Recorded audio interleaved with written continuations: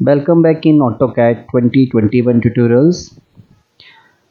इस क्लास में मैं आपको सिखाने वाला हूं कि how to start AutoCAD and interface, कैसे AutoCAD को स्टार्ट करते हैं और उसका इंटरफेस कैसे होता है।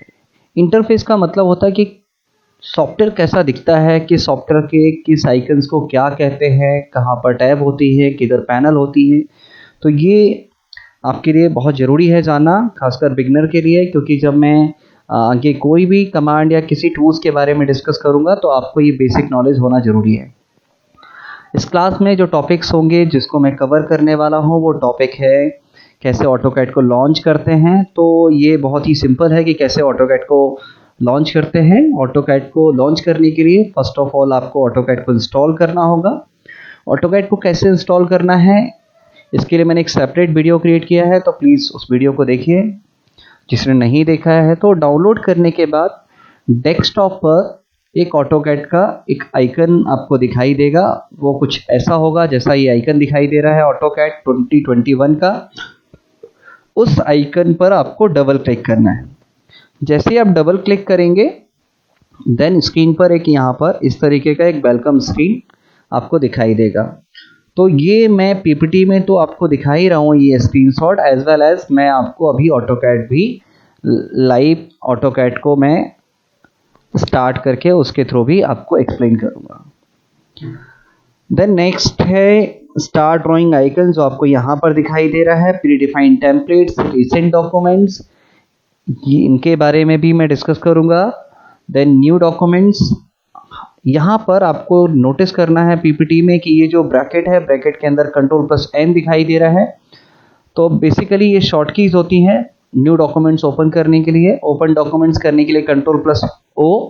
तो ये वही शॉर्ट कीज हैं जो बेसिकली विंडोज़ में किसी अदर सॉफ्टवेयर में भी होते हैं, बट AutoCAD के आपके खुद के अदर शॉर्ट कीज होंगे, वो भी मैं आपके साथ डिस्कस करूँगा। तो जब कभी भी आपको ब्रैकेट में आपको इस तरीके के कुछ शॉर्ट कीज दिखाई देते हैं या कुछ भी दिखाई देता है तो इसका मतलब है कि वो शॉर्ट कीज है।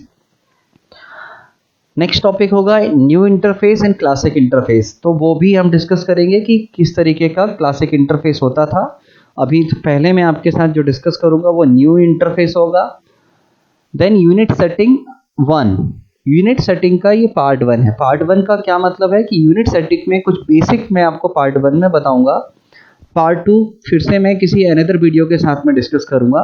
पार्ट 3 और डिटेल्स में यूनिट सेटिंग्स के बारे में डिस्कस करूंगा, क्योंकि अभी आप स्टार्टिंग कर रहे हैं तो स्टार्टिंग में मैं बहुत ज़्यादा डिटेल्स में एक पर्टिकुलर टॉपिक्स में नहीं बता सकता, अदरवाइज फिर आपको समझ में नहीं आएगा। तो चलिए स्टार्ट करते हैं। इंटरफेस, इंटरफेस में देखेंगे आप ये एक AutoCAD का स्क्रीन का इंटरफेस है। इस इंटरफेस को दिखाने का पर्पस ये है कि आपको यहाँ पर जो भी नेम दिखाई दे रहे हैं कि रिविन किसको कहते हैं, इन्फो सेंटर कहाँ है, तो देखिए आप ये रिविन है, ये मैं AutoCAD पे भी दिखाऊंगा। यहाँ पर स्क्रीनशॉट के थ्रू पर्पस मेरा ये है दिखाने का कि आप कभी इनकेस किसी नेम को भूल जाते हैं या कुछ आपको बाद में याद नहीं रहता है तो आप वीडियो को बैक में जाकर फिर से देख सकते हैं। ये जो स्क्रीन दिखाई दे रहा है ये ड्राइंग एरिया है, ये क्यूब है, ये navigation bar, UCS, command window, then bottom में स्टेटस बार, एंड देन यहाँ पर ड्राफ्टिंग सेटिंग्स है। अभी AutoCAD को जब मैं स्टार्ट करूँगा तब भी मैं ये सारी चीज़ों को डिस्कस करूँगा। नेक्स्ट अभी देखते हैं रिविन। रिविन क्या है फिर से देख लेते हैं। रिविन देखिए यहाँ पर स्क्रीन पर टॉप में ये जो हॉरिजॉन्टल बार दिखाई दे रहा है इसको रिविन कहते हैं। उसी रिविन को यहाँ पर डिटेल्स में एक्सप्लेन करने वाला हूँ। ये रिविन्स है। रिविन्स में आप देखेंगे तो यहाँ पर बेसिकली ये टैब होती हैं, पैनल्स होते हैं, ड्रॉ पैनल्स, मॉडिफाई पैनल्स, और ये जो टॉप में दिखाई देते हैं इंसर्ट, होम, इन सबको हम टैब्स कहते हैं। देन बॉटम में AutoCAD कुछ इस तरीके से दिखता है। बॉटम में ये कमांड विंडो होता है जहाँ पर कमांड लाइन होती है, जहाँ पर हम कमांड टाइप करेंगे। कमांड क्या है, बेसिकली AutoCAD में जो शॉर्ट कीज होती है वो हम कमांड के थ्रू ही एज अ इनपुट डिफाइन करते हैं। ये मॉडल टैब है। लेआउट टैब आपको जो दिखाई दे रहा है ये भी अभी हम AutoCAD पर देखते हैं। नेक्स्ट एप्लीकेशन मेनू। एप्लीकेशन मेनू कहाँ पर होता है वो हम देख लेते हैं। तो ये देखिए, जब हम ऑटोकैड को स्टार्ट करते हैं तो सबसे लेफ्ट में ये लेफ्ट टॉप कॉर्नर पर आपको एक आइकन दिखाई देता है। इस आइकन को ही एप्लीकेशन मेनू कहते हैं। जब हम उस एप्लीकेशन मेनू पर क्लिक करते हैं तो कुछ इस तरीके का एक मेनू बार ओपन होता है, जहाँ पर हमें रिसेंट डॉक्यूमेंट दिखाई देंगे, ओपन डॉक्यूमेंट्स का एक आइकन दिखाई देगा और यहाँ पर सेव, एक्सपोर्ट, ड्राइंग, यूटिलिटी, इसके अंदर यूनिट एंड बहुत सारे ऑप्शंस होते हैं, तो ये भी हम देखेंगे। देन एक ड्रॉप डाउन ऑप्शन है, तो मुझे लगता है ये ड्रॉप डाउन ऑप्शन में आपको बेटर होगा कि ऑटोकैड में ही एक्सप्लेन करो। यहाँ पर आपको कर्सर को देखना है, ये different type of cursor mode हैं। तो यहाँ जो आपको चीज़ समझने वाली है वो बेसिकली ये है कि ये क्रॉस हेयर है, जो प्लस का सिंबल आपको दिखाई दे रहा है, वो जो बॉक्स आपको स्क्रीन पर दिखाई दे रहा है, ये बॉक्स, इसको हम कहते हैं अपर्चर बॉक्स।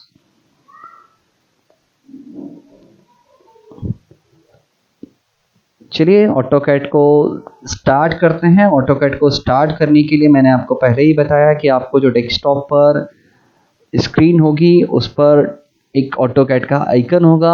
ऑटोकैड को इंस्टॉल करने के बाद उस पर डबल क्लिक करना है। डबल क्लिक करने के बाद ऑटोकैड किस तरीके से ओपन होता है वो ये है जो मैंने ओपन किया हुआ है। और सॉरी, इस तरीके का नहीं आएगा। फर्स्ट ऑफ ऑल जब आप ऑटोकैड को स्टार्ट करेंगे तो ये स्क्रीन होगी, जब आप ऑटोकैड पर डबल क्लिक करेंगे उसके बाद ये वेलकम स्क्रीन आती है। ये वेलकम स्क्रीन पर आप देखेंगे कि यहाँ पर रिसेंट डॉक्यूमेंट्स हैं। रिसेंट डॉक्यूमेंट्स ये वही डॉक्यूमेंट्स हैं जो अभी आपने रिसेंटली यूज किए होंगे। तो आप तो बिगनर होंगे, आपके कोई रिसेंट डॉक्यूमेंट्स होंगे नहीं। ये नोटिफिकेशन एरिया है जहाँ पर ऑटोडेस्क से कुछ नोटिफिकेशन आते हैं। इन सब के बारे में हम डिटेल्स से डिस्कस करेंगे बाद में। अभी आपको क्लिक करना है स्टार्ट ड्राइंग पर। स्टार्ट ड्राइंग पर क्लिक करना है। स्टार्ट ड्राइंग पर क्लिक करने के लिए आपको यहाँ पर क्या करना होगा, इस आइकन पर जाकर क्लिक करना है लेफ्ट माउस बटन से। यहाँ पर कुछ प्री डिफाइंड टेम्पलेट्स भी हैं। ये क्या होते हैं इसके बारे में एक मैं सेपरेट वीडियो क्रिएट करूँगा कि व्हाट इज़ टेम्पलेट, टेम्पलेट का क्या यूज़ होता है। बट इन शॉर्ट आपको बता दूँ, ऑटोडेस्क कुछ प्री डिफाइंड सेटिंग्स आपको प्रोवाइड करता है। उन सेटिंग्स के साथ आपको वर्क करने के लिए एक फाइल उन्होंने दी होती है, उस फाइल्स को हम टेम्पलेट्स कहते हैं। स्टार्ट ड्राइंग पर जैसे ही आप स्टार्ट ड्राइंग आइकन पर क्लिक करेंगे देन ऑटोकैड स्टार्ट होगा। आपको बता दूं कि जब ऑटोकैड को आप फर्स्ट टाइम स्टार्ट करेंगे, ट्वाइस क्लिक करेंगे डेस्कटॉप पर जो आइकन होगा, तो ये थोड़ा टाइम लेगा ओपन होने में। तो आपको वेट करना है, क्योंकि मैंने पहले से ही स्टार्ट किया हुआ है इसलिए ये थोड़ा फास्ट दिखाई दे रहा है, फास्ट वर्क कर रहा है। बट जब आप पहली बार फर्स्ट टाइम ऑटोकैड को स्टार्ट करेंगे तो ये टाइम लेगा, आपको वेट करना होगा। वेट करने के बाद आपके पास में वो ऑटोकैड की वेलकम स्क्रीन आएगी। उस वेलकम स्क्रीन पर आपको स्टार्ट ड्राइंग पर क्लिक करना है। देन क्लिक करने के बाद एक्चुअल में अब ऑटोकैड स्टार्ट हो गया। सबसे टॉप में ऑटोकैड में आप देखेंगे यहाँ पर ऑटोडेस्क ऑटोकैड 2021 स्टूडेंट वर्जन दिखाई दे रहा है सॉफ्टवेयर। ये स्टूडेंट वर्जन पे ही मैंने वीडियो क्रिएट किया है, क्योंकि मैंने आपको स्टूडेंट वर्जन सॉफ्टवेयर ही डाउनलोड कराया है। मेरे पास और भी अदर लाइसेंसेस हैं, तो वो लाइसेंसेस मैं यूज करता हूँ अपने इंस्टीट्यूट के लिए। मैं आपको रिकमेंड करूँगा कि आप पायरेटेड सॉफ्टवेयर यूज़ ना करें, ऑटोडेस्क की डायरेक्टली वेबसाइट से जाकर डाउनलोड करें, क्योंकि ऑटोडेस्क आपको free of cost licence provide करता है। आप उसको यूज करें, but for learning purpose, not for commercial purpose. तो अभी देखिए ऑटोकैड स्टार्ट हो चुका है। जैसा मैंने आपको उस स्क्रीन शॉट के थ्रू एक्सप्लेन किया था कि ये जो कंप्लीट हॉरिजॉन्टल बार दिखाई देता है इसको हम रिबन कहते हैं। ये जो टॉप पे दिखाई दे रहे हैं ये टैब्स हैं। ये एप्लीकेशन मेनू है जो मैंने आपको बताया था। इस एप्लीकेशन मेनू में यहाँ पर आपको रिसेंट डॉक्यूमेंट्स दिखाई देगा। देन रिसेंट डॉक्यूमेंट्स के साथ में यहाँ पे सेव एज, बाकी सारी सेटिंग्स के बारे में हम डिटेल्स में बाद में लर्न करेंगे। अभी आपको बता दूं, इस एप्लीकेशन मेनू से आपको उसको डीसेलेक्ट करना है, तो आप एस्केप की पर क्लिक कर दीजिए। एस्केप की कहाँ होती है? एस्केप की कीबोर्ड में टॉप लेफ्ट में ESC एस्केप की होती है, उस पर क्लिक कर दीजिए, या फिर स्क्रीन पे कहीं पे भी लेफ्ट माउस बटन से क्लिक कर दीजिए। स्क्रीन पर जो ये प्लस का सिंबल दिखाई देता है ये कर्सर है। एंड देन जो आपको एक स्क्वायर बॉक्स दिखाई दे रहा है, this is called as aperture box. Then इस रिबन में आप देखेंगे कि यहाँ पर ये पैनल्स हैं, draw panels, modify panels, annotation panels, layers panel. तो जो अपकमिंग क्लासेस होंगी उस पर हम इन्हीं सारे पैनल्स और ये सारे टूल्स कमांड के बारे में डिस्कस करने वाले हैं। पैनल्स पर आप देखेंगे यहाँ पर ये लाइन कमांड है, ये पॉलीलाइन कमांड है, इन्हीं सारे कमांड्स को हम टूल्स भी कहते हैं। स्क्रीन पर ये जो एरिया दिखाई दे रहा है ये ड्राइंग एरिया है, ये वर्किंग एरिया है। बॉटम में आप देखेंगे कि यहाँ पर ये यूसीएस आइकन है, इस यूसीएस आइकन के पास में मॉडल टैब है, देन लेआउट टैब है। लेआउट टैब का यूज़ अभी आपको नहीं करना है, बट आपको इनिशियली ये बताना ज़रूरी इसलिए है क्योंकि जब आप स्टार्टिंग में प्रैक्टिस करते हैं तो सम टाइम आपसे ये मिस्टेक हो जाती है कि आप वर्क करते करते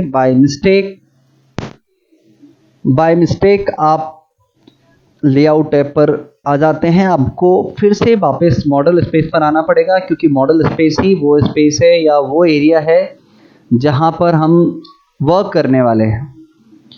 देन बॉटम में आप देखेंगे यहाँ पर ये कमांड विंडो है। ये कमांड विंडो में यहाँ पे कमांड लाइन है जहाँ पर हम कमांड टाइप करेंगे, शॉर्ट कीज़ का यूज़ करेंगे। यहाँ पर स्क्रीन पर ये जो एरिया दिखाई दे रहा है ये वो एरिया है जहाँ पर हमारे पास इंस्ट्रक्शन आएंगे कि आपको नेक्स्ट करना क्या है किसी कमांड को सिलेक्ट करने के बाद। और ये वो एरिया है जहाँ पर हम ऑटोकैड में कुछ भी कमांड का यूज करेंगे तो बेसिकली ये यहाँ पर सारे जो भी कमांड होता है उसको रिकॉर्ड करता जाता है और हम हिस्ट्री को देखना चाहेंगे तो यहाँ से देख सकते हैं। वो कैसे, मैं आपको ये भी बाद में देखेंगे। बॉटम में ये जो सेटिंग्स दिखाई दे रही हैं ये सेटिंग्स बहुत ही इंपॉर्टेंट सेटिंग्स होती हैं और इन सेटिंग्स को हम ड्राफ्टिंग सेटिंग्स कहते हैं। यहाँ सबसे लास्ट में कस्टमाइजेशन बटन है। कस्टमाइजेशन बटन में आपको यहाँ पर जो भी चेक मार्क दिखाई दे रहे हैं वो चेक मार्क का मतलब है वो सेटिंग्स यहाँ पर ऑन है। जैसे आप देखेंगे कि यहाँ पर ये ऑर्थो मोड है तो ऑर्थो मोड यहाँ पर भी आपको ये ऑन दिखाई दे रहा है। इफ़ मैं इस ऑप्शन को यहाँ से अनचेक कर दूँ तो ये ऑप्शन आपको यहाँ पर नहीं दिखाई देगा। तो जब भी कोई सेटिंग या कुछ भी आपको यहाँ पे बॉटम में नहीं दिखाई देता है तो आप इस कस्टमाइजेशन बटन पर क्लिक करते हैं। क्लिक करने के बाद इस ऑर्थो मोड को क्लिक करेंगे। ऑर्थो मोड को क्लिक करने के बाद आपको यहाँ पर ये ऑर्थो का आइकन आपको दिखाई देने लगेगा। इसी तरीके से सम टाइम ऐसा होता है कि ये जो ड्रॉ पैनल आपसे वर्क करते करते बाय मिस्टेक आपसे इधर डिस्प्लेस हो जाए। तो ये मैंने कैसे इसको डिस्प्लेस किया है, मैंने लेफ्ट माउस बटन से इसको पिक करके ड्रैग करके ड्रॉप कर रहा हूँ। तो ये और मैं आपको और डिटेल्स में जब मैं कुछ टूल्स आपको बता रहा हूँ तो उस टाइम पर फिर से आपको बताऊँगा कि मैंने कैसे इसको पिक करके किसी दूसरे प्लेस पर लेके गया हूँ। देन यहाँ पर एक इम्पॉर्टेंट चीज़ और है कि जब आप ड्रॉ पैनल पर राइट क्लिक करेंगे या किसी भी पैनल पर राइट क्लिक करेंगे तो यहाँ पर show tab and show panel option आता है। शो पैनल में आपने सपोज ड्रॉ पर अनचेक कर दिया तो अब आपको ये ड्रॉ पैनल यहाँ पर या ड्रॉ पैनल आपको यहाँ नहीं दिखाई देगा। आपको वंस अगेन फिर से किसी पैनल पर राइट क्लिक करना होगा। शो पैनल पे जाकर आपको ये जो ड्रॉप डाउन लिस्ट आती है इस ड्रॉप डाउन लिस्ट में आपको इस ड्रॉ पैनल को यहाँ से सेलेक्ट कर लेना है। देन आप देखेंगे यहाँ से फिर से ड्रॉ पैनल आ गया है। सपोज वर्क करते टाइम बाय मिस्टेक आपसे ये जो टैब दिखाई दे रही है, सपोज होम टैब ही आपको नहीं दिखाई देती है तो आप राइट क्लिक करेंगे किसी भी पैनल पे। स्क्रीन पर राइट क्लिक नहीं करना है, आपको किसी भी पैनल पर जो रिबन दिखाई दे रहा है इस रिबन एरिया में आपको माउस राइट बटन पर क्लिक करना है। माउस राइट बटन पर क्लिक करने पर शो टैब ऑप्शन आएगा और यहाँ से जाकर होम टैब को ऑफ कर सकते हैं। देखिए यहाँ से होम टैब चला गया। वंस अगेन आप यहाँ से होम टैब फिर से वापस लेकर आ सकते हैं। ये सब मैं इसलिए बता रहा हूँ क्योंकि ये छोटी छोटी बातें हैं लेकिन आपसे मिस्टेक होती है जब हम इनिशियली वर्क करते हैं।